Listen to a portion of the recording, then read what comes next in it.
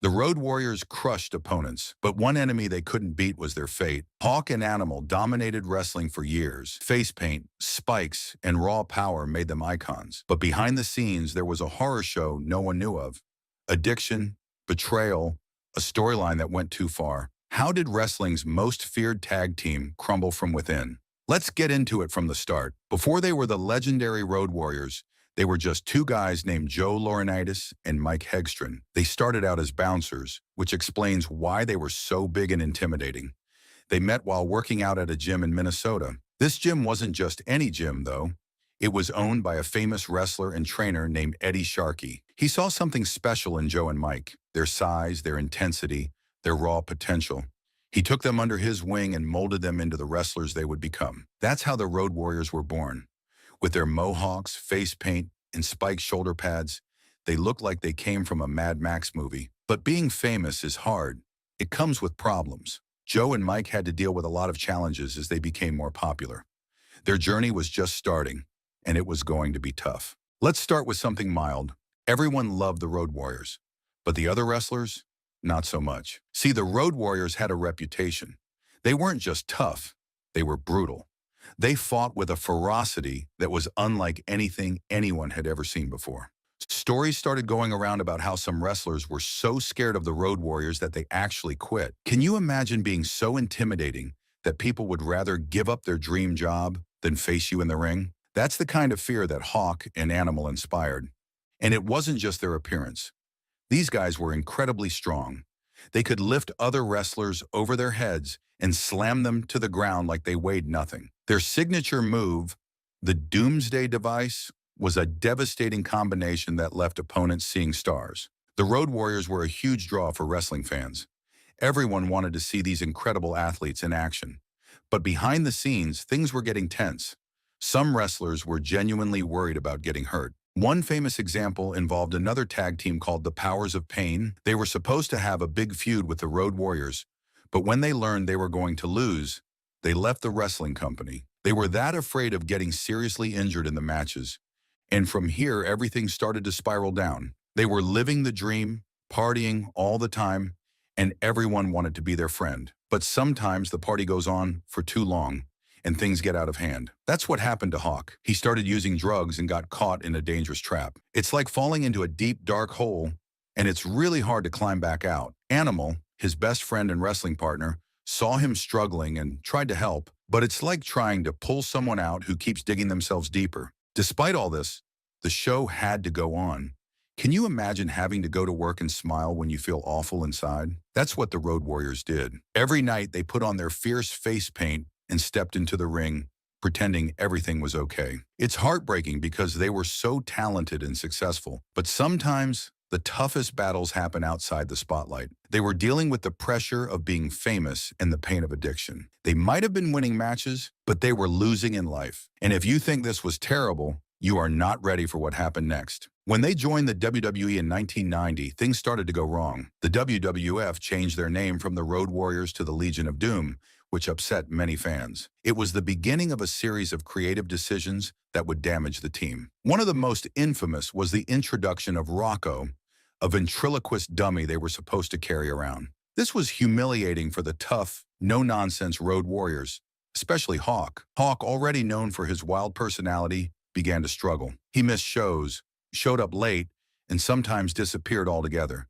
His behavior became increasingly erratic, and the pressure of being in the WWF seemed to worsen things. Meanwhile, Animal was left to pick up the pieces. He tried to keep the team going, but it was tough without his partner. He felt the burden of carrying their legacy and was frustrated by Hawk's unreliability. Instead of helping Hawk, the WWF decided to exploit his struggles for a storyline. They introduced a character named Puke, who was supposed to be helping the Road Warriors, but it was clearly a reference to Hawk's personal problems. This was a new low, even for the often controversial world of professional wrestling. The Road Warriors hated this storyline. They felt betrayed and exposed.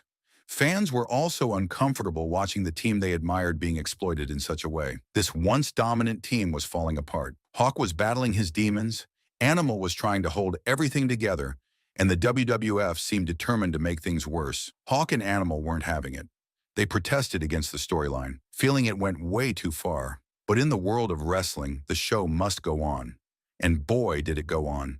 Straight into a dumpster fire. The storyline reached its lowest point with the infamous Titantron incident. Just try to picture Hawk, supposedly drunk, stumbling around on top of the massive Titantron video screen. The announcers played it up, talking about how he was under the influence.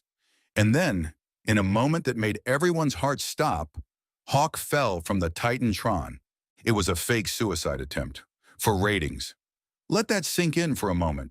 The backlash was immediate and intense. Fans were outraged. Critics slammed WWF for crossing a line.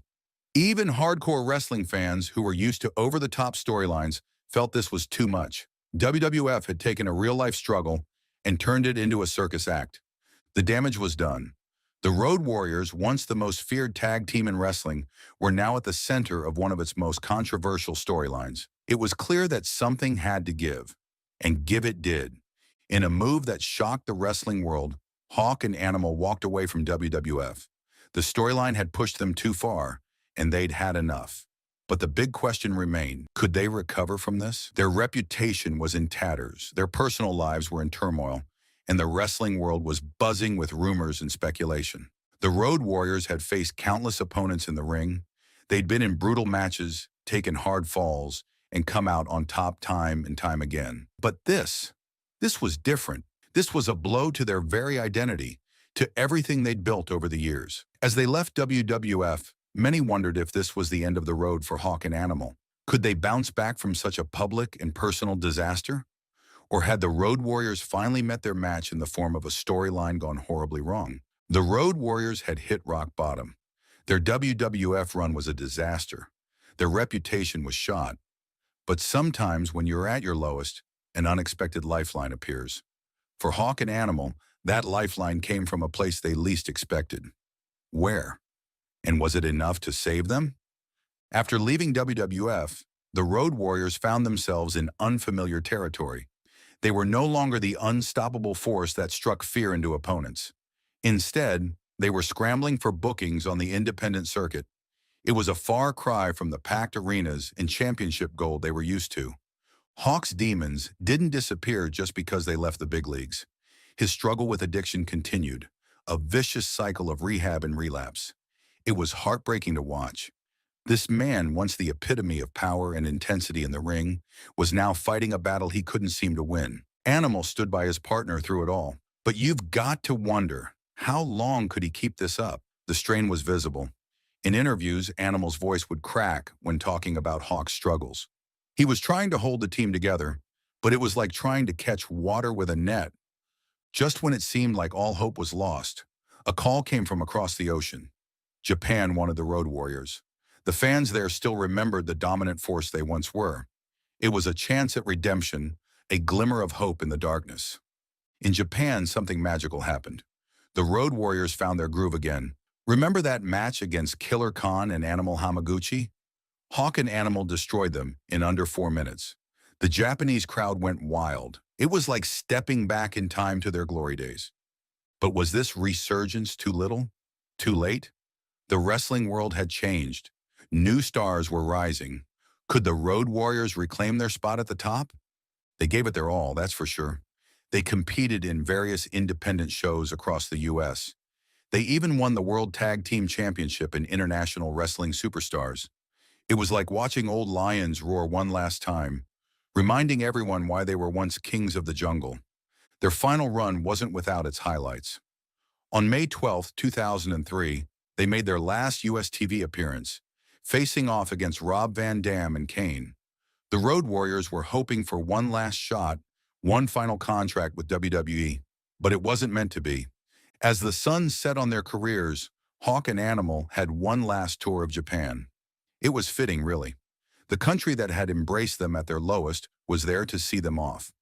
Their final match as a team came on October 3, 2003, in Oshawa, Ontario. They defeated Greg, the Hammer Valentine, and Buff Bagwell. It wasn't the grandest stage, but it was a victory nonetheless. The Road Warriors' journey was coming to an end. They had clawed their way back from the brink, showing flashes of their old brilliance. But wrestling is a young man's game, and time waits for no one, not even legends. As Hawk and Animal left the ring for the last time as a team, you couldn't help but wonder, what would be next for these warriors of the road? Just when it seemed the Road Warriors might reclaim their glory, tragedy struck. October 19th, 2003. A date that would forever change the course of wrestling history. What went down that day? The Road Warriors were gearing up for a comeback. Hawk and Animal, those larger-than-life icons of the ring, were ready to tell their story. They'd started writing a book, eager to share the wild ride they'd been on for over 2 decades. Things were finally looking up, but fate had other plans. On that fateful October day, the unthinkable happened. Hawk, the man who'd struck fear into the hearts of wrestlers everywhere, was gone. Just like that, a heart attack took him at the age of 46. The wrestling world was rocked to its core. Imagine finding your tag team partner, your brother in arms, lifeless in bed. That's what happened to Hawk's partner. One minute they're packing boxes, planning for the future. The next, everything changes. It's the kind of news that makes your blood run cold. The tributes poured in faster than you could count. Wrestlers, fans, promoters, everyone had a Hawk story to tell. Remember how he'd terrorize opponents with that crazy intense stare? Or how he'd climb to the top rope, defying gravity despite his size? Those memories came flooding back as the wrestling community mourned. But what about Animal? How do you go on when half of your identity is suddenly gone? For 20 years, it had been Hawk and Animal, Animal and Hawk. Now Animal was alone, trying to make sense of a world without his partner. You've got to hand it to Animal, though. The Road Warrior spirit was strong in this one. Even in the depths of grief, he found a way to keep going. He returned to WWE in 2005, determined to honor Hawk's memory. Every match, every promo, every moment in the ring became a tribute to his fallen brother. Hawk's death wasn't just a personal loss for Animal. It sent shockwaves through the entire wrestling community. It was a stark reminder of the toll this business can take. The high-flying moves, the grueling travel schedule, the temptations that come with fame. They all exact a price. The Road Warriors' journey as a team might have ended, but their legacy, that was just getting started. Every time you see a tag team with face paint or hear the crowd roar for a powerful double-team move, you're seeing a bit of Hawk and Animal's influence. Their story isn't just about wrestling, it's about friendship, about pushing limits, about falling down and getting back up again. The Road Warriors showed us the highest highs and the lowest lows of the wrestling world. And in doing so, they carved out a place in history that'll never be forgotten. So the next time you see a pair of spiked shoulder pads or hear that iconic, "Oh, what a rush," remember Hawk and Animal. Remember the Road Warriors. Because legends never truly die. They live on in the hearts of fans and in the ring, inspiring the next generation of warriors. You've seen the face paint, heard the catchphrases, felt the rush. But do you know the real price of becoming a legend? The Road Warriors' legacy is written in more than just championship gold. It's a tale of inspiration, imitation, and the dark side of fame that still haunts wrestling today. Hawk and Animal changed wrestling forever. Their brutal style and intimidating look inspired countless copycats. But here's the thing, none of them could match the original. The Dudley Boys, Hardy Boys, Young Bucks. They all tried to capture that Road Warrior magic. But Hawk and Animal? They were one of a kind. Remember that crowd reaction when the Warriors hit the ring? It was so intense, it got its own name, the Road Warrior Pop. Every tag team since has dreamed of getting that kind of response.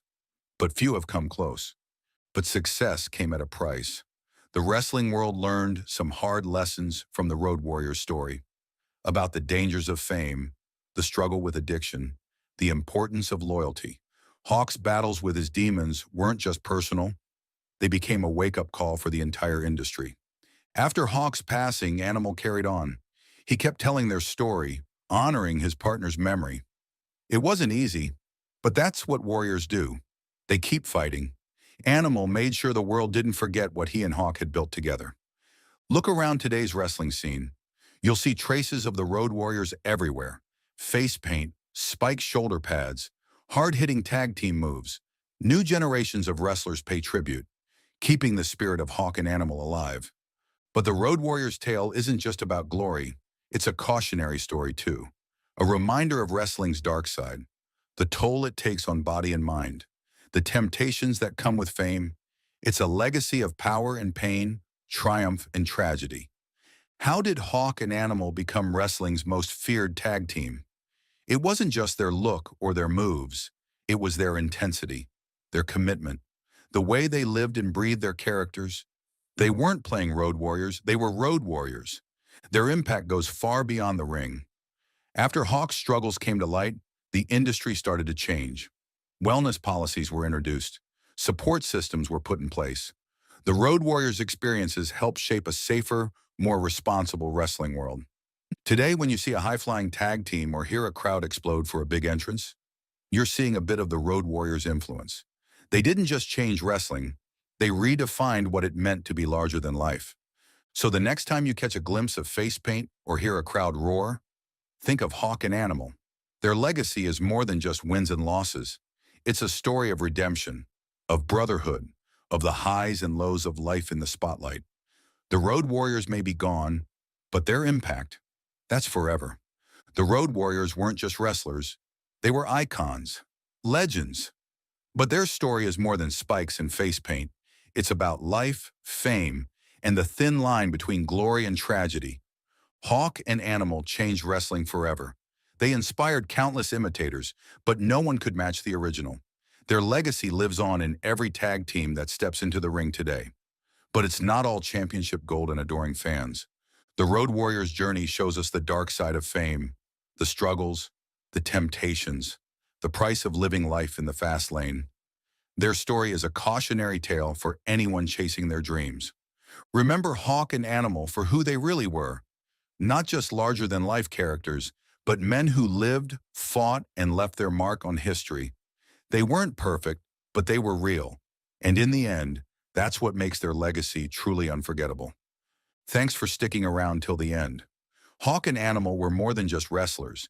They were larger-than-life icons who changed the game forever. Their journey was full of incredible highs and heartbreaking lows. But through it all, they left a legacy that still inspires fans and wrestlers today. The Road Warriors showed us what it means to fight, not just in the ring, but in life.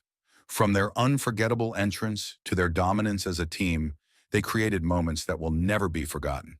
Sure, they faced struggles, but they also showed us the power of resilience, loyalty, and brotherhood. If you enjoyed this trip down memory lane, be sure to give this video a thumbs up, share it with your fellow wrestling fans, and drop a comment about your favorite Road Warriors moment.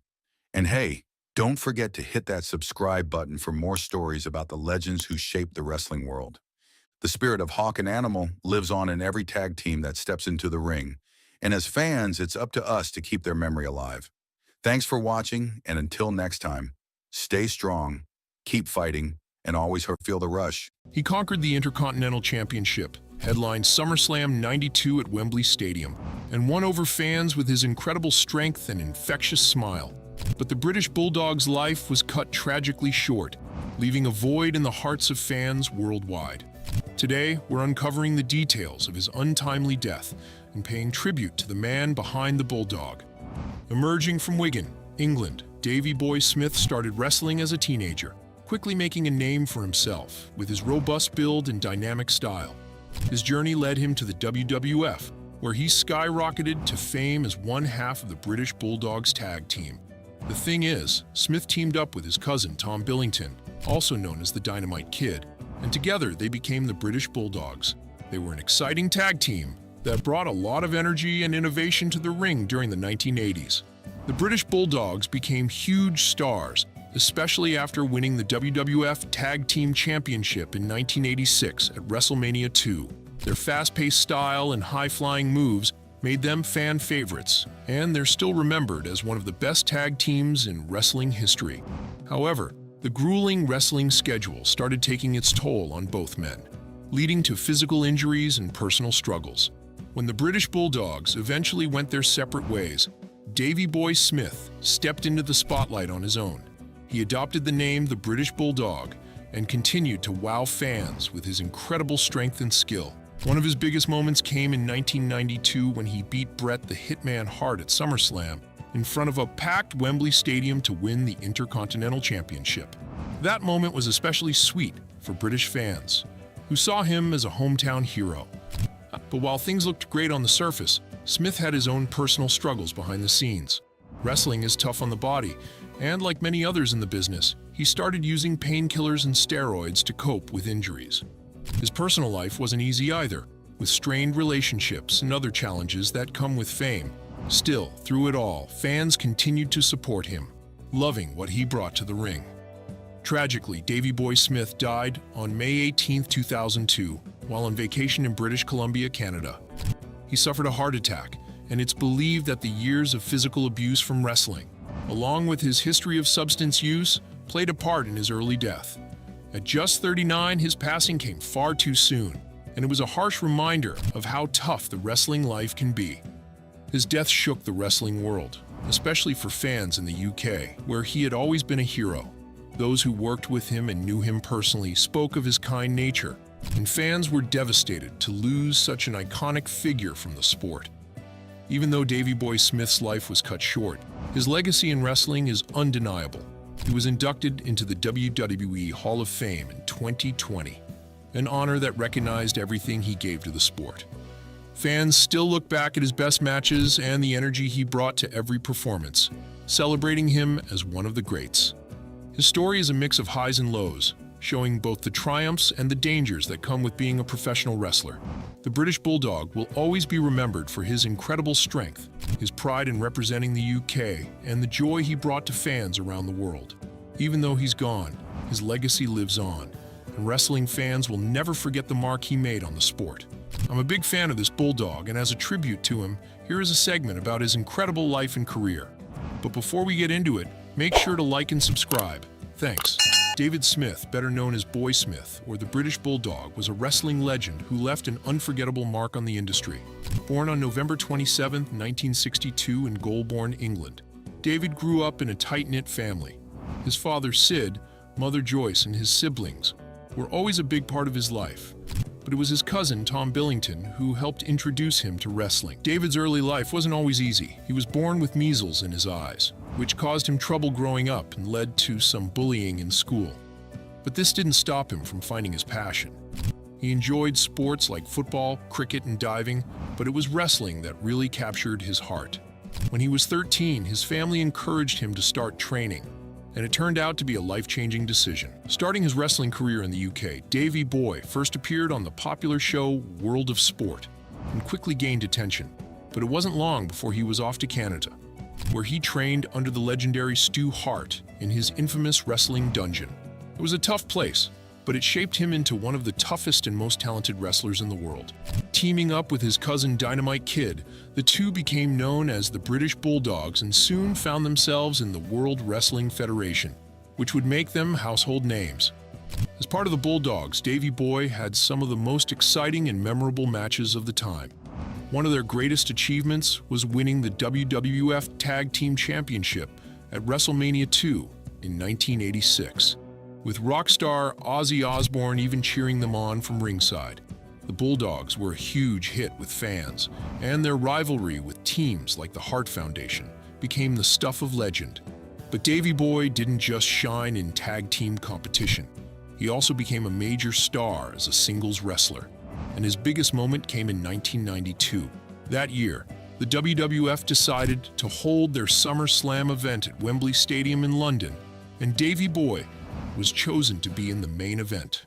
In front of a crowd of over 80,000 fans, he took on his brother-in-law, Bret the Hitman Hart, for the Intercontinental Championship. It was an epic match, one that many fans and experts still call the best of Davey Boy's career. Winning the title in front of his hometown crowd was a moment that made him a national hero in the UK. Throughout his career, Davey Boy collected more titles, including becoming the first ever WWF European Champion in 1997.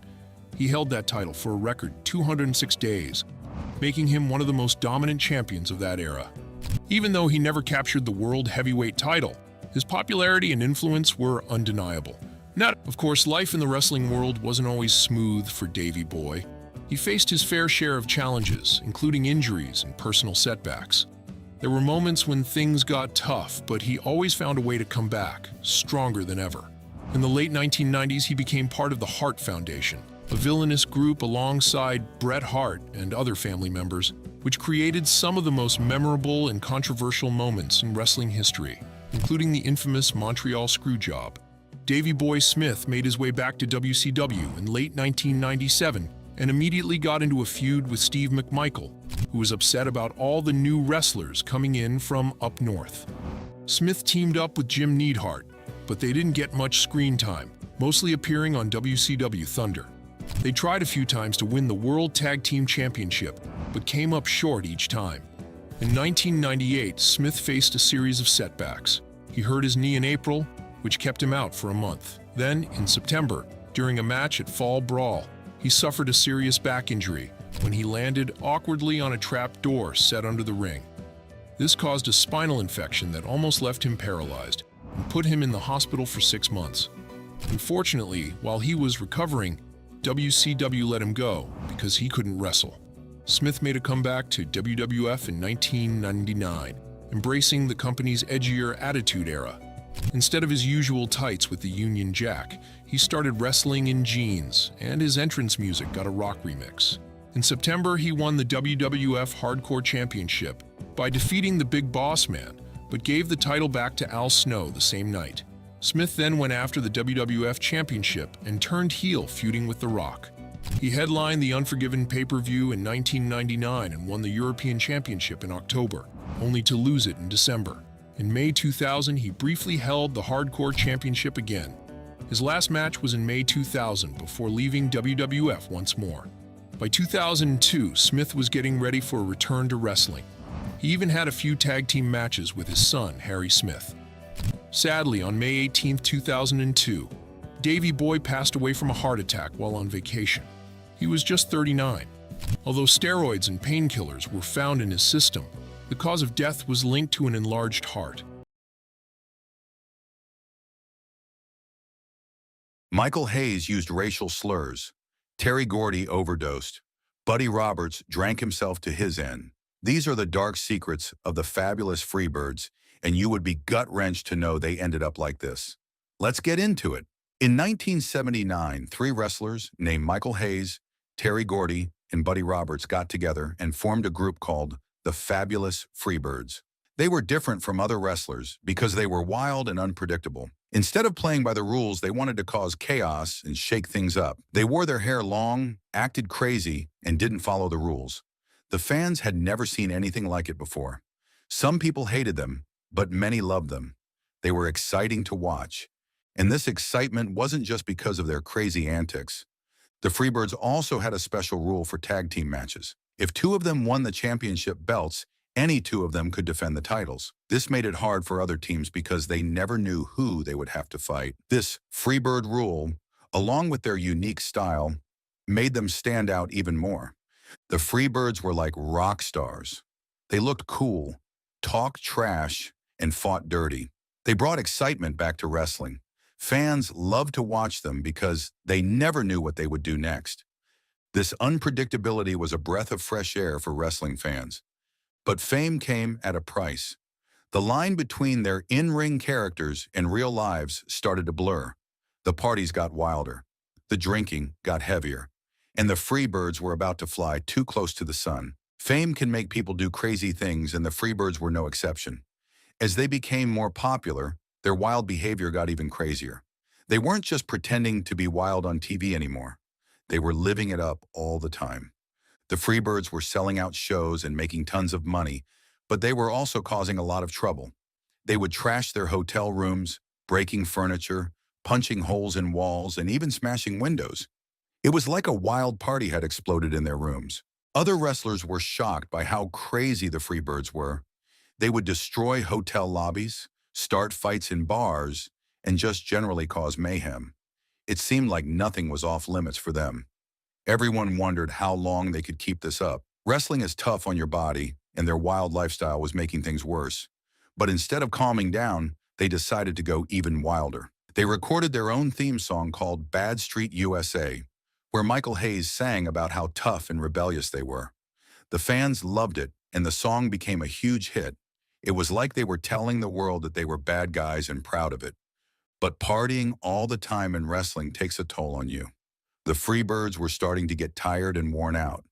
Even though their matches were still exciting, they were starting to have problems behind the scenes. They had created these amazing characters, but they were still real people. They couldn't keep pushing themselves so hard without something bad happening. It was only a matter of time before it all came crashing down. And things did crash when their fights became even more intense. For instance, the Freebirds started a huge fight with another famous wrestling family, the Von Erichs. The Von Erichs were the good guys, the heroes that everyone loved. But one night, Michael Hayes betrayed one of the Von Erichs during a match, and the crowd went wild. A huge riot broke out, with fans throwing chairs and trying to attack the Freebirds. This started a long and brutal feud between the two teams. Their matches were incredibly violent, with lots of blood and weapons.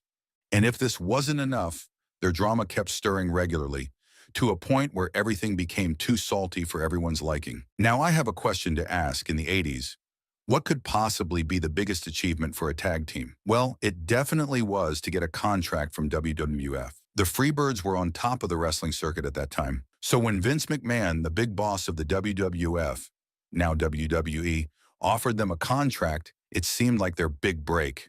They were going to be superstars.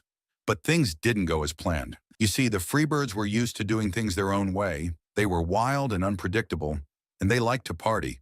The WWF had rules and schedules, and they expected their wrestlers to behave professionally. It was like trying to mix oil and water. The Freebirds kept partying hard, showing up late to events, and sometimes even looking a bit rough around the edges.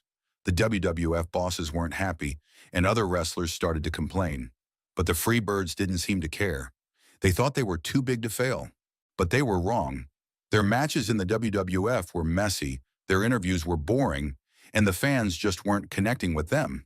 They were starting to look more like troublemakers than superstars. Then came the night that sealed their fate.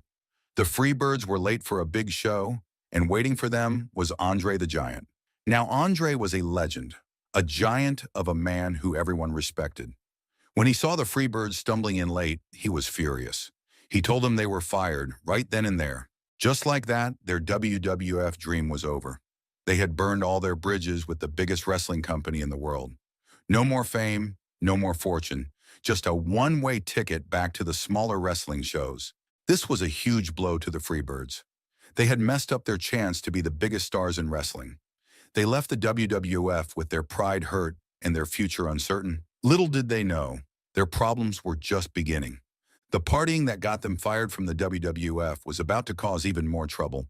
They went back to wrestling in smaller shows, but something was different. They weren't as good as they used to be. They were slower, sloppier, and it was clear that their wild lifestyle was catching up with them. One night, Michael Hayes could barely walk to the ring. He was so out of it that he couldn't even do his signature move. It was obvious to everyone that he had a serious problem with drugs and alcohol. Terry Gordy wasn't doing much better. During one match, he stumbled and fell flat on his face as soon as he entered the ring.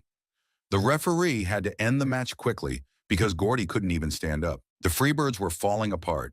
They were fighting with each other, missing their cues and embarrassing themselves in front of the fans. They were like a car with no brakes, speeding towards disaster. Then the unthinkable happened. Terry Gordy was found unconscious in his hotel room. He had overdosed on pills and alcohol. The doctors barely saved his life, but he suffered brain damage that would affect him forever. This was the wake-up call the Freebirds needed, but it was almost too late. Gordy's overdose shocked the wrestling world. People stopped hiring them, and their friends abandoned them. They had become a warning to other wrestlers. Don't let this happen to you. With Gordy unable to wrestle, Michael Hayes and Buddy Roberts tried to keep going, but it was no use. The Freebirds were a shell of their former selves. The crowds were gone, the excitement was gone, and the magic was gone. Then Michael Hayes got into even more trouble. He was accused of using racist language during an argument with another wrestler. This was a huge scandal, and it ruined his reputation. He denied it, but the damage was done. Buddy Roberts was also struggling. He was drinking heavily and he could barely function. Sometimes he would show up to matches completely drunk. It was a sad sight to see. The Freebirds, once the hottest act in wrestling, were now a mess. They slowly faded away, no longer getting booked for shows. Their story became a cautionary tale of how fame and excess can destroy even the most talented people. Buddy Roberts continued to battle his addiction until he died in 2012. Michael Hayes eventually found some success working behind the scenes in WWE, but he could never escape the controversy from his past. And Terry Gordy never fully recovered from his overdose, dying in 2001 at the young age of 40. The fabulous Freebirds left their mark on wrestling history, but their story is also a tragedy. They were wild, exciting, and innovative, but they couldn't overcome their own demons. Their fall from grace was a long and painful one, and it serves as a reminder that even the brightest stars can burn out. After all this had happened, it seemed like the Freebirds were just a memory, a dusty book of a gone era. But even though they were out of the limelight, their impact on wrestling couldn't be denied. They were pioneers, the first to bring a rock and roll attitude to the ring. Their iconic entrance music, their groundbreaking Freebird rule for tag team matches, and their larger-than-life personalities paved the way for generations of wrestlers to come. Even today, the biggest wrestling stars say the Freebirds were awesome and inspired them to be unique. The Freebirds showed everyone that it was okay to be different and break the rules to become a superstar. But these questions always floated in the air. How would history remember the fabulous Freebirds? Would it be their groundbreaking style, their epic feuds, or would the scandals and addictions overshadow it all? Years later, in 2016, the wrestling world finally gave them the recognition they deserved, the Hall of Fame. It was a huge moment, a validation of their impact on the sport, but it was also bittersweet. Only one of them, Michael Hayes, was still around to see it. Seeing him up there, accepting the honor and remembering his friends, it was enough to make you tear up a little. The Freebirds story is a crazy one, full of highs and lows. They were pioneers who changed the game, rebels who weren't afraid to fight the system, and entertainers who knew how to put on a show. They taught us that it's okay to be different, to take risks, and to never give up on your dreams. Yeah, they made mistakes along the way, but who hasn't? They left a mark on the world, and their story continues to inspire. So next time you see a wrestler with a little extra swagger, remember the Freebirds, the guys who weren't afraid to be themselves and have a damn good time doing it. They were the original bad boys of wrestling, and their legacy lives on. In the end, all I can say is that they were loud, they were proud, and they weren't afraid to break the rules or stir up some trouble. This made them super popular with the fans, and they changed the way people saw wrestling forever. Back then, most wrestlers were clean-cut good guys or bad guys. But the Freebirds taught us what it is to be different. They were rebels who liked to party and have a good time, and they didn't care much for authority. This made them exciting to watch, but it also got them into trouble sometimes. They fought with other wrestlers, caused chaos backstage, and even got fired from the biggest wrestling company in the world. Even though they had their problems, the Freebirds were still amazing wrestlers. They were incredibly talented in the ring, and they knew how to put on a show. They inspired many other wrestlers to be unique and exciting, showing them that it was okay to be different and stand out from the crowd. And guess what? Years later, they were even honored for their contributions to wrestling by being put into the Wrestling Hall of Fame. Their story's a bit sad in some ways, but also really inspiring. They showed us that it's okay to be different, to break the rules sometimes, and to always follow your dreams. But they also remind us that it's important to take care of ourselves and not let things get out of control. The Freebirds were special. They were exciting to watch, and they made wrestling more fun for everyone. They may be gone, but their story continues to inspire us to be ourselves, to live life to the fullest, and to never give up on what we believe in. They were true legends who left a lasting mark on the world of wrestling. Hey, before you click away, thanks for watching. I hope you enjoyed this deep dive into the story of the fabulous Freebirds. They were truly a groundbreaking group, and their impact on wrestling is still felt today. If you enjoyed this video, please give it a thumbs up and subscribe to my channel for more wrestling history and analysis.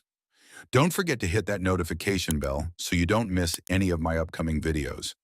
And be sure to check out my other videos on legendary wrestling factions and the darker side of the wrestling business. I think you'll find them fascinating.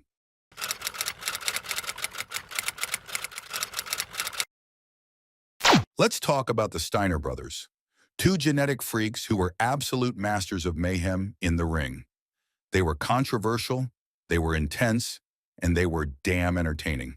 Now, if you don't know about the Steiner brothers, man, you missed out on some of the most intense, high-impact, and downright crazy tag team action ever seen in a wrestling ring.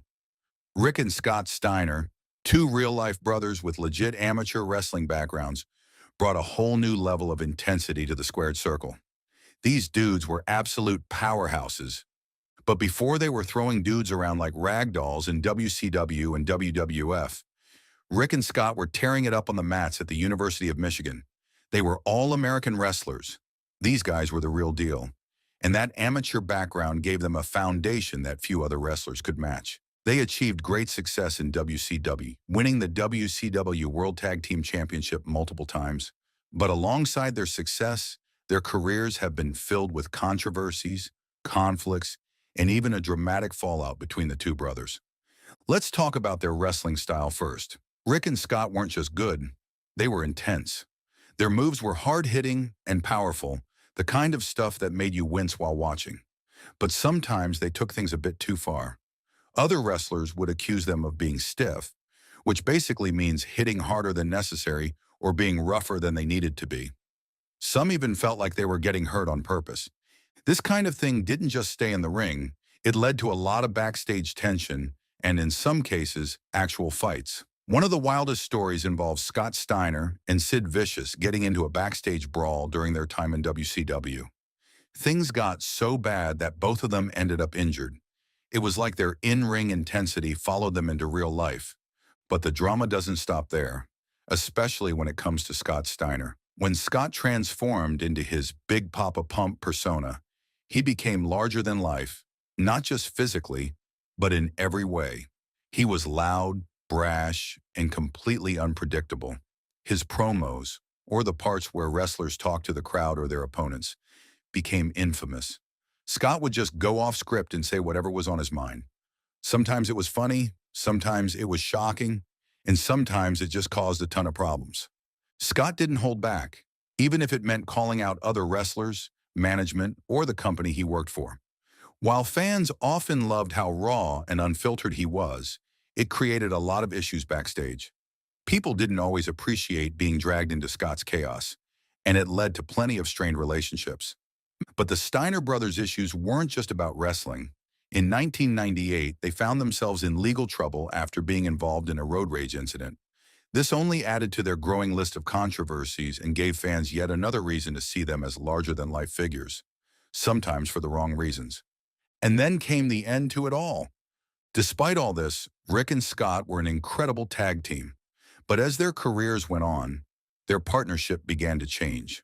Scott's rise as a single star was a big turning point. When he became Big Papa Pump, he stepped into the spotlight in a way that left Rick in the background. WCW started pushing Scott as a main event player, and the focus on their tag team partnership started to fade. This shift didn't just happen professionally, it seemed to affect their relationship too. Rick and Scott were very different people. Rick was quieter and more reserved, while Scott's personality was loud and in your face. Over time, those differences seemed to create distance between them. And when Scott turned on Rick during a WCW storyline, it felt like an on-screen reflection of real-life tensions. After their split, the Steiner brothers didn't team up much, and there were rumors that they weren't even on speaking terms. For years, it seemed like their bond as brothers had been completely broken. It was a sad turn of events for two guys who had been so close and so successful together. But as with many wrestling stories, this one eventually found its happy ending. After years of estrangement, Rick and Scott reconciled. They even reunited as a tag team later in their careers, showing that time really can heal old wounds. Watching them back together reminded fans of what made them so special in the first place. Even after everything they'd been through, they could still entertain a crowd and work together like the old days. The Steiner brothers' story is a roller coaster. On one hand, they're two of the most talented wrestlers of their era, a tag team that changed the game with their power and creativity. On the other hand, their careers are filled with controversies, fights, and moments that tested their bond as brothers. But perhaps the most important part of their story is how it ends. Rick and Scott's reconciliation is a reminder that even the toughest relationships can be repaired. Family is family, after all. And the Steiner brothers proved that theirs was strong enough to survive even the wild world of professional wrestling. Now, for the real ones out there, here is a quick rundown of their early lives and careers. Rick and Scott Steiner weren't always the wrestling powerhouses we know them as today. They started off as two brothers growing up in Bay City, Michigan, where they learned early on that they were both born athletes. Sports were a big part of their lives, but wrestling, in particular, was something they excelled at. Rick, the older brother, was the first to really make a name for himself in wrestling. He attended the University of Michigan, where he was an absolute beast on the mat. He earned All-American honors in 1983, a massive achievement in amateur wrestling. Rick's style was all about power and intensity, which would later become his signature as a professional wrestler. Scott, the younger of the two, wasn't far behind. He also wrestled at the University of Michigan and quickly showed he had the same talent and drive as his big brother. The Rechsteiner boys, that's their real last name, were naturals when it came to wrestling. It was only a matter of time before they took their skills to the next level. Rick made the leap into professional wrestling first, debuting in 1983.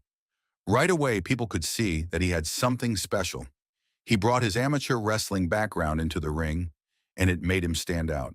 He was tough, skilled, and had an intensity that couldn't be ignored.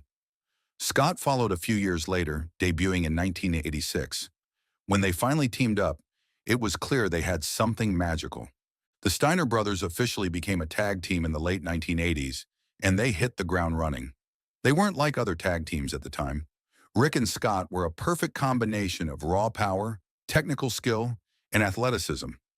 Scott brought a level of agility that was rare for a guy his size, pulling off moves like his iconic Frankensteiner. Fans went nuts for it. Rick, on the other hand, was all about brute strength and intensity. Together, they were unstoppable. Their big break came in WCW, World Championship Wrestling, where they became one of the top tag teams of the late 80s and early 90s. They dominated the division, winning championship after championship and delivering some of the best matches fans had ever seen. The Steiner brothers weren't just good, they were must-watch. But WCW wasn't the only place they made an impact. The Steiners also made a splash in New Japan Pro Wrestling, where they became huge stars. Japanese fans loved their mix of power and technical skill, and the Steiners thrived in the Japanese wrestling scene. They also had a memorable run in WWE, then called WWF, in the early 90s. Even though their time in WWE wasn't super long, they left a big impression on fans in the tag team division. Their split in WCW was a big moment. When Scott turned on Rick during a storyline, it marked the official end of the Steiner brothers as a tag team. Fans were shocked, but it also felt like an inevitable step given the direction their careers were heading. Unfortunately, this on-screen betrayal also reflected some real-life tensions between the two brothers. For a long time, it seemed like their relationship was strained, both professionally and personally. For years, it felt like the Steiner brothers were done, not just as a tag team, but as brothers. Rumors swirled about their falling out, and they rarely appeared together. Fans who grew up watching them dominate the ring were left wondering if they'd ever see Rick and Scott back on the same page. Thankfully, time has a way of healing old wounds. After years of separation, Rick and Scott eventually reconciled. They reunited for a few tag team appearances later in their careers, and it was like a nostalgic blast from the past for fans. Seeing them work together again was a reminder of just how special they were as a team. So, where are they now? These days, both Rick and Scott are mostly retired from wrestling. Scott still pops up every now and then for special appearances in promotions like Impact Wrestling or on the independent circuit. Even in his 60s, he's still got that larger-than-life personality that fans love. Rick has taken a quieter road in retirement. He's focused more on his family and personal life, but wrestling is still a big part of the Steiner legacy.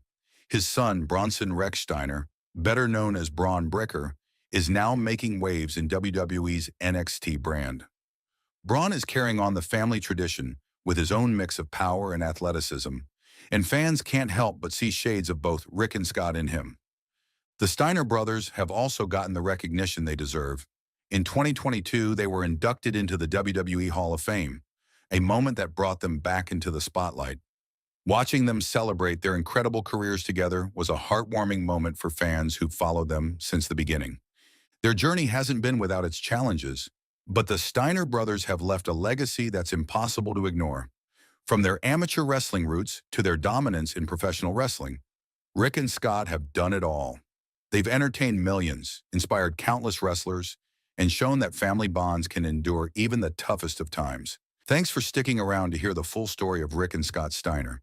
If you enjoyed this, make sure to like, comment, and subscribe for more wrestling stories and deep dives into the legends of the ring. Until next time, take care.